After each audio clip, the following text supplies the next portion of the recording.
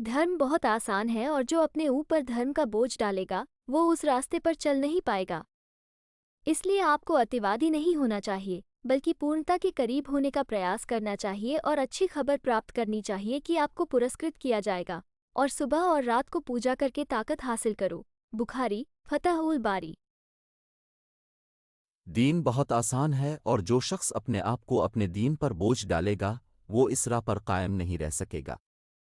इसलिए आपको इंतहा पसंद नहीं बनना चाहिए, बल्कि कमाल के करीब होने की कोशिश करें और ये खुशखबरी सुने कि आपको अजर मिलेगा। और सुबह और शाम इबादत करके ताकत हासिल करो। बुखारी, फतह अल बारी। Religion is very easy and whoever overburdens himself in his religion will not be able to continue in that way.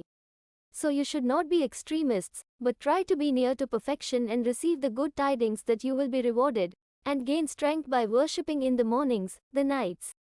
Bukhari, Fath ul Bari.